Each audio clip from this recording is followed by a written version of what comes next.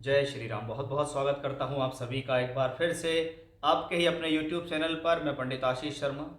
आज का हमारा खास वीडियो है कर्क राशि के जातकों के लिए।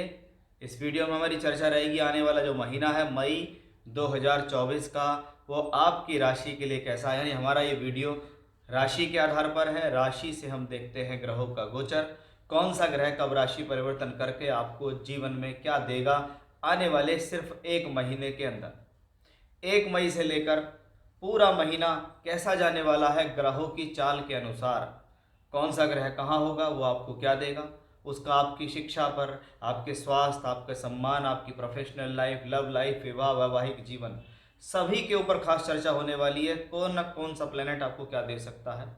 सबसे पहले आप देखिए कि ग्रहों के गोचर की स्थिति 1 मई के दिन किस प्रकार की है। जब 1 मई का दिन आता है तो हम देखते हैं केतु तीसरे घर में है, शनि अष्टम में चल रहे हैं, आपके भाग्य स्थान में राहु मंगल बुध हैं, दशम भाव में उच्च का सूर्य शुक्र के साथ है, तो एकादश भाव में गुरु का गोचर आ चुका है। इस महीने 14 मई को सूर्य, 10 मई को बुध और 19 मई को शुक्र राशि परिवर्तन करेंगे। अब आइए देखते हैं इस राशि परिवर्तन का, इन ग्रहों का, इन गोचर का आपके जीवन पर क्या प्रभाव होगा। ये सब कुछ चर्चा विस्तार से रहेगी। सबसे पहले देखते हैं आपकी प्रोफेशनल लाइफ को कि इस महीने आपका कर्म, आपका कार्य क्षेत्र, आपका काम धंधा कैसा रहने वाला है। ये सब चीज़ें हम देखते हैं दशम भाव से कि 10वां भाव जिसको हम कर्म और कार्य क्षेत्र के लिए देखते हैं, उस 10वें भाव में बैठा हुआ है उच्च का सूर्य। और दशम भाव में सूर्य दिग्बली होता है। दशम भाव में सूर्य उच्च का हो तो इसको कहते हैं सरकारी क्रियाकलाप से धन कमाने का मौका, सरकारी लोगों के साथ मिलकर काम करने का मौका, सम्मान मिलता है कार्य क्षेत्र के अंदर। यह स्थिति उच्च के सूर्य के वजह से आती है।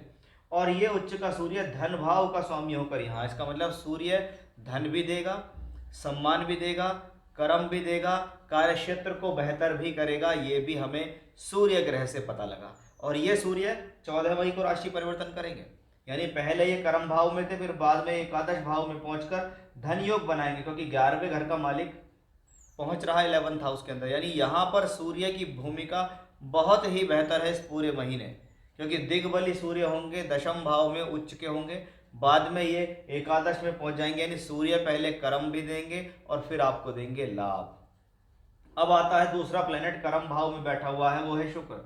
चौथे घर का मालिक होकर चौथे ही घर को देखता है, यानी ऐसा प्लेनेट आपके जीवन में सुख साधनों में वृद्धि करता है।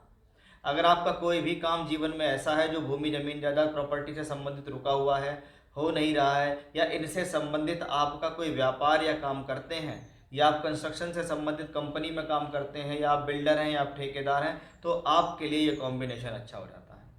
19 मई को शुक्र का राशि परिवर्तन होगा। शुक्र यहाँ से निकल कर यहाँ, यानी पहले सूर्य, उसके बाद शुक्र, यानी यही सूर्य शुक्र का धन योग वापस बनेगा 11th हाउस में। यानी 11वां घर इस महीने लगातार प्रबल होता दिखाई दे रहा है। और 11वां घर वृद्धि का घर है, प्राप्ति का घर है, इनकम का घर है। यानी कहीं ना कहीं सोर्स ऑफ इनकम का मजबूत होना भी इस पूरे महीने कहीं ना कहीं पॉजिटिव वे में दिखाई दे रहा है।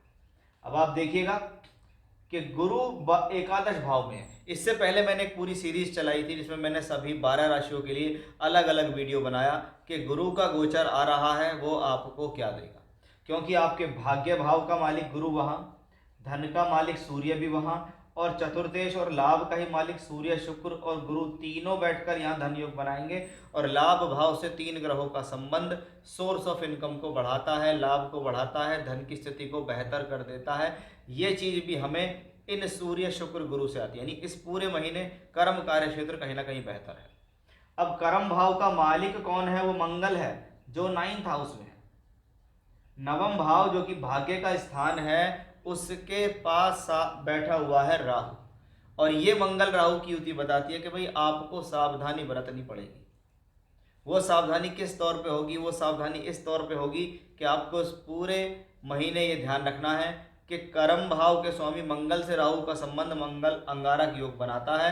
तो किसी भी प्रकार की क्रोध, जल्दबाजी, कोई फटाफट से डिसीजन लेना, क्विक डिसीजन लेना, इनसे बचें।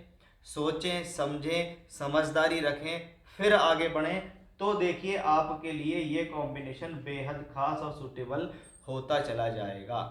सिर्फ यही सावधानी आपको यहाँ बरतनी होगी, अदरवाइज कर्म कार्य क्षेत्र नौकरी व्यापार का समय बड़ा उत्तम है। क्योंकि पंचम का स्वामी होकर भी मंगल यहाँ बैठा हुआ है, इसलिए शिक्षा विद्या बुद्धि के लिए ठीक है। अब मंगल के साथ राहु है और आप शिक्षा कर रहे हैं तो क्या होगा, शिक्षा में जल्दबाजी से बचें, भ्रमित होने से बचें। आपने जो चीज़ सीखी है उस पर विश्वास करें और उससे आगे बढ़ें। दूसरा क्या समझा रहा है या क्या देख रहा है उसकी सिर्फ सुनो, लेकिन उसको अप्लाई मत करो, क्योंकि कहीं ना कहीं ऐसी स्थिति में आप ठीक होते हैं, वो आपको सिर्फ कंफ्यूज करने की कोशिश करता है। इस बात का आपको यहाँ ध्यान देना होगा। साथ ही साथ बुध ग्रह को देखिएगा कि बुध ग्रह यहाँ नीच के होकर बैठे हुए हैं और ये बुध ग्रह 10 मई को राशि परिवर्तन करके यहाँ आएंगे।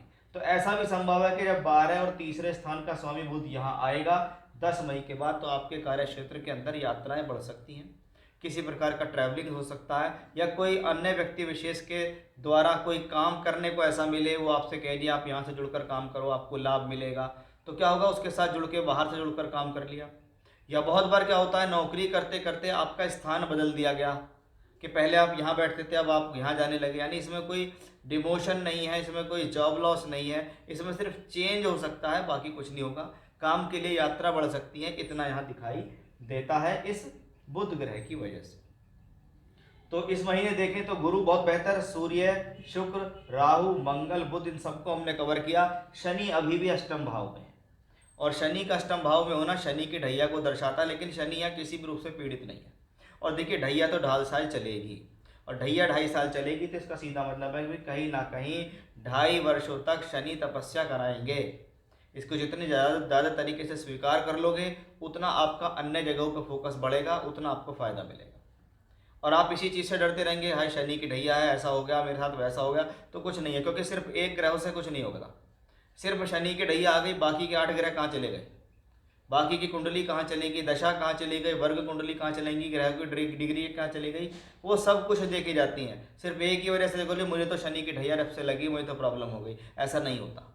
लोग शनि की ढैया और 7.5 में राइज भी कर रहे हैं, शनि की ढैया 7.5 ना होते हुए भी राइज कर रहे हैं।